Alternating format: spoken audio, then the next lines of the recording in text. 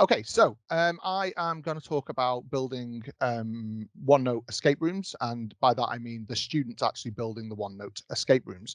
So escape rooms started in about 2014 in the UK.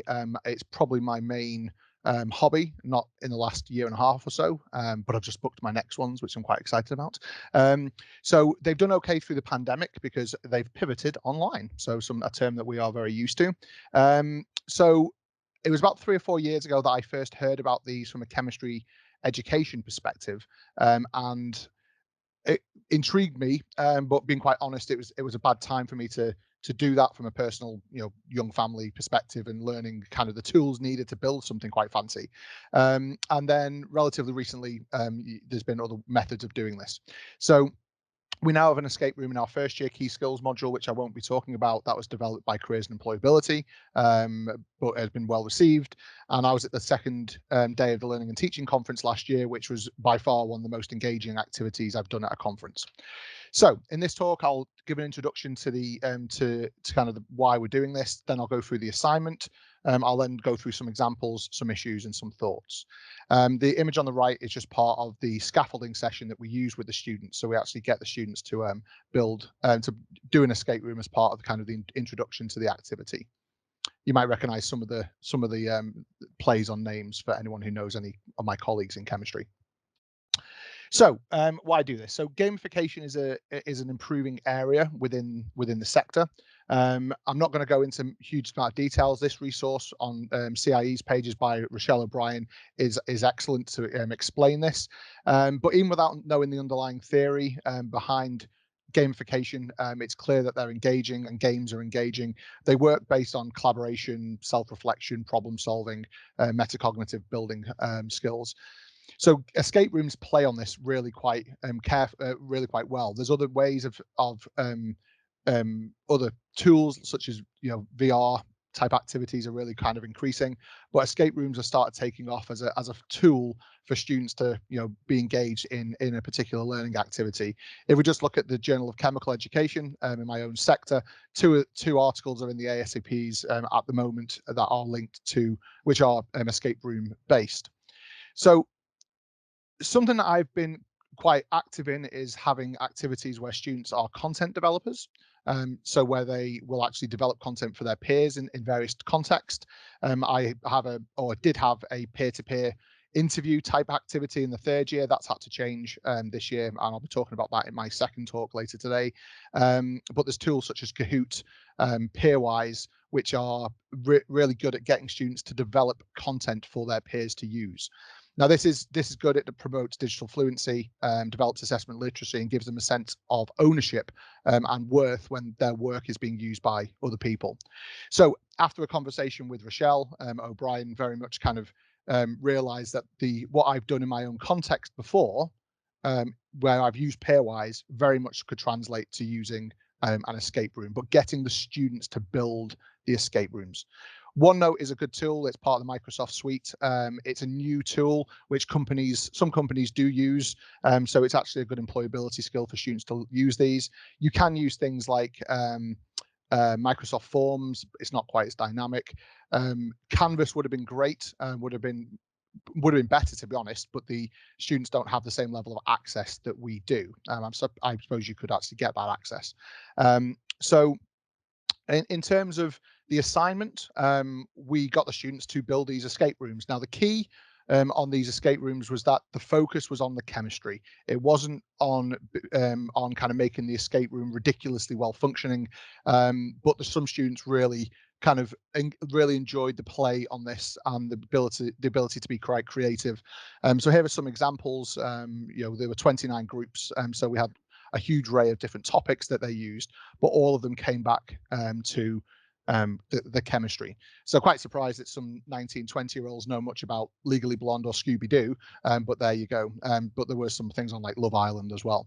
But again, that wasn't the point, but it did make the activity quite engaging for the students. The timings were quite fluidic because we were adapting.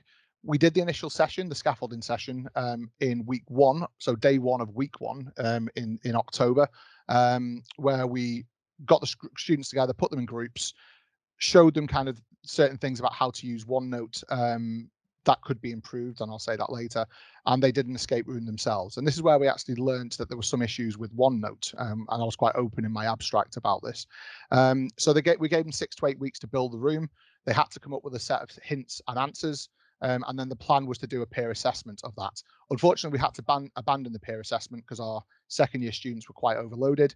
But the activity itself, putting the students in the role of developing the content, led to some really decent questions.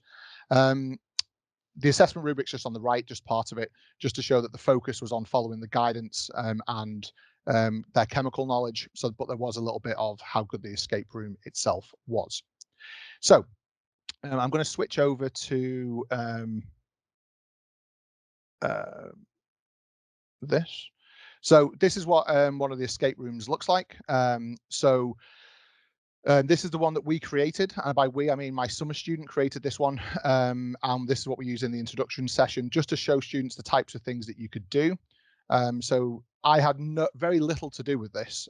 So the student themselves came up with different kind of codes. This is called Pigpen. It's a type of coding system, and then moving through into other rooms. I'm actually not going to use this one to show you what the rest of the rooms are, but the students could work through this. The way to set this up is to have sections within OneNote and then 1 page per section. Okay.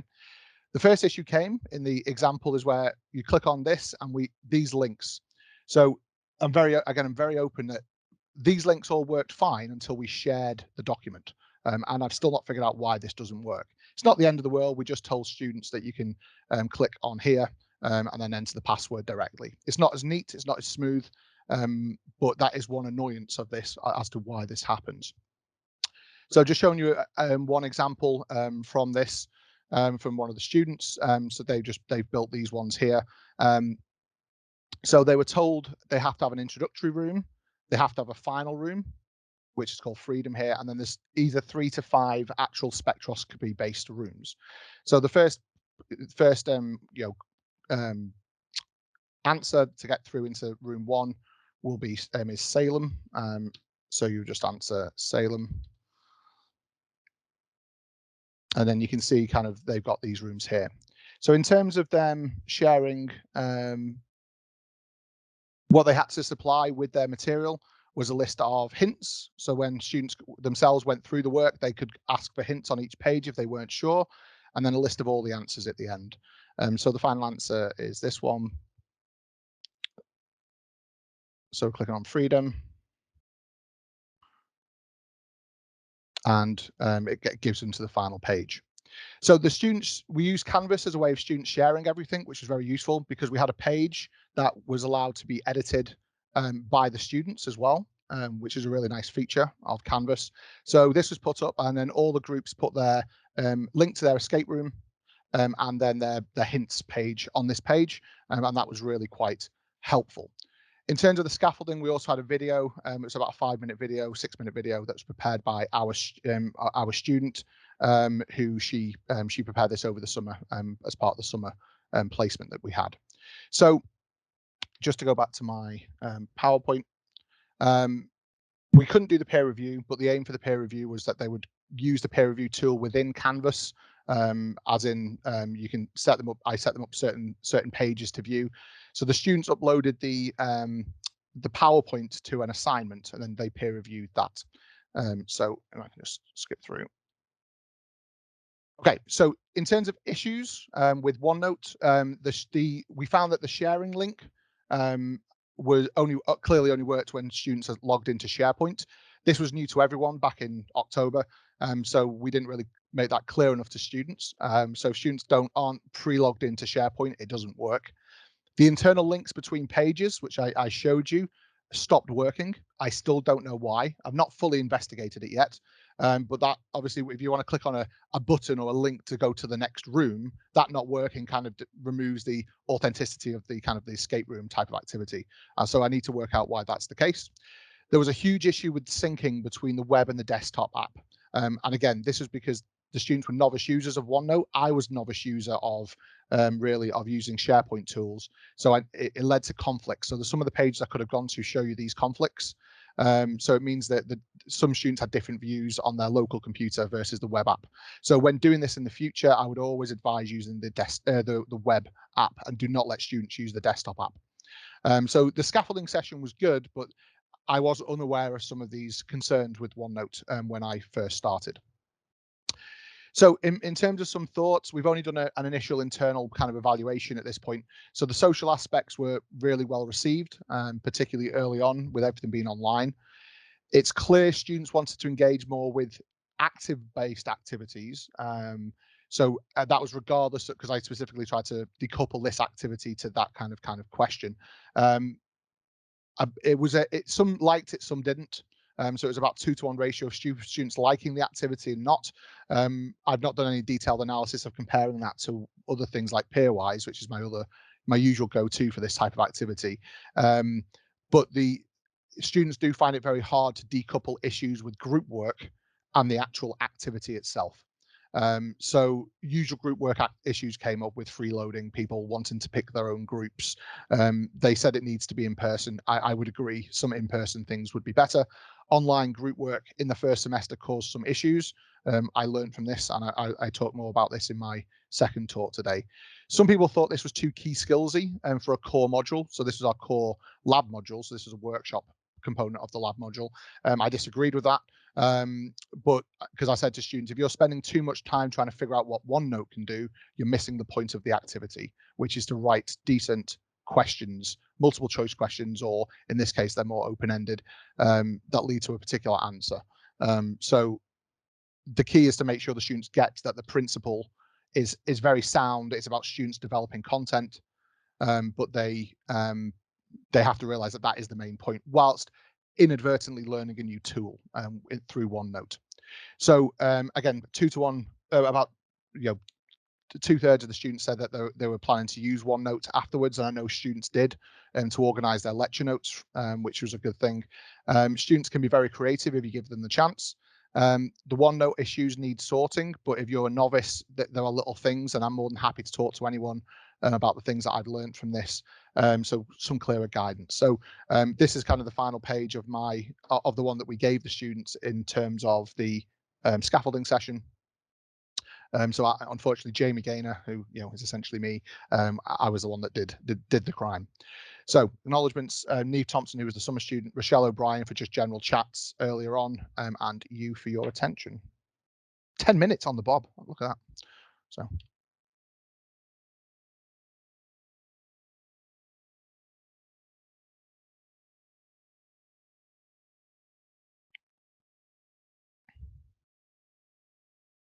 Does anyone have any questions?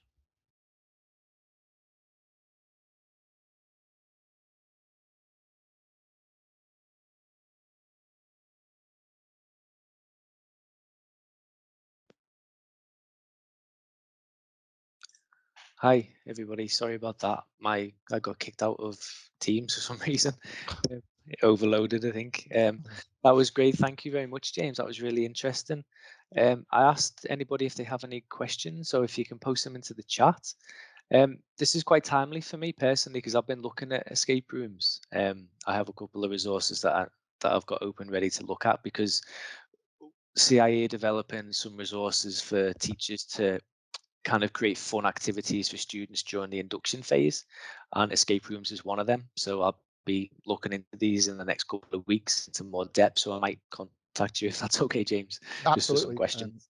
Yeah. So So Rochelle, who she left, she's gone elsewhere. I don't know if you've met her or heard about her, but that's a I'm quite. She was very much said that she was one that kind of said in the chat, "Well, get them to build it." And I was like, I know I didn't think of it myself, but she has some good ideas. But getting them to build it seems to be quite novel. I've not seen anything really in the literature about that, getting the students to do the building. So there's definitely scope there, because it was all quite late. I didn't get ethics for this, which is why I asked about whether this would go external. But if I plan to use it next year, then I would be looking possibly to evaluate it properly. And so I'm more than happy to speak to people about this. Great. Okay.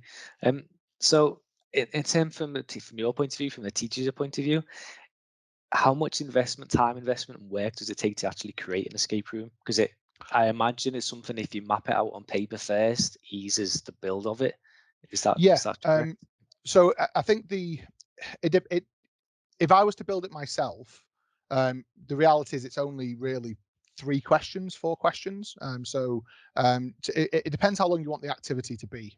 So the remit for this was it should take the students 45 to 50 minutes to do. Okay. Was kind of the remit behind it. It doesn't have to be that long, but when they came to the peer assessment, the idea was that they just did a couple.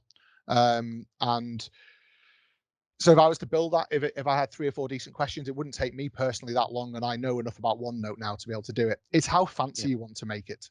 So I Yeah, do of have a course. list of resources where. So one of the pictures that I showed was, someone had turned like a BBC News kind of page, but they turned that into University of Liverpool and stuff. So there are resources out there to like make fake passports, and not really fake passports, just to be Yeah. clear. Yeah. But to make kind of resources that you can use in such things. It depends how much you want to go into that. Yeah. Because the reality is what it is. It's a set of puzzles where where you go from stage 1 to stage 2 to stage 3 to stage 4. You could do that on paper inside a workshop. Yeah. Once you got the answer for one, here's number 2. It's exactly the same principle. It's just a little bit more fun. So I wasn't a big fan of doing an escape room to build one myself to do, Yeah. just because I think I can do I can do You that can as do it easy. effectively other ways. Yeah. But getting the students to build them themselves, I'm very much a fan of getting students to write stuff, Yeah. because to understand the content well enough to write a question is really quite an important skill. Mhm. So yeah, it wouldn't take me too long. I reckon half a day. Okay. And I think the one thing that kind of struck me from your presentation was visually they look aesthetically they look great, with the Not Simpsons all, and everything. Not not all all of of them. them. No, The, but that really adds a bit of value. Like it's like you're yeah, in a game environment, isn't that's it? that, and that's why I gave some credit for aesthetically pleasing looking ones, Okay. but not the main focus, because Yeah. that isn't the focus. And I agree with the students. It looks a bit key skillsy. I'm the employability lead for the department, so I'm big fan of this. But it was very much it was very much saying to students, look, it doesn't have to look fancy. The one that Yeah. got one of the highest marks, actually they didn't get a great mark for the visual effect, Yeah. because it was 'Cause- just a page with like one image on, so they didn't go to town on that. But that's fine, because that wasn't the point. Yeah. No, great. Um, No, I agree. Because yeah, I think if you put emphasis on the aesthetics of it, it might make students a little nervous and panicky because that might not be their strong point, which obviously isn't the aim of the exercise. I S- believe there's someone in management, or I can't remember exactly. There's someone who's built escape rooms on commercial awareness type activities. Okay. Which is topical for me as well, from my other side of things. But there are people in the university who have built some escape rooms. If you don't know of them, then that some investigation, you may find people who have actually done stuff. Okay. Yeah. Um, yeah, it may be HSS, but I'm sure it's HSS. But I never spoke to them, because I spoke to Rochelle. Okay. I'll try and find that out. Just for your own benefit, if you're Thank you. you're looking into this in the summer. No, great. Thank you very much. Okay. So anybody have any final questions for James?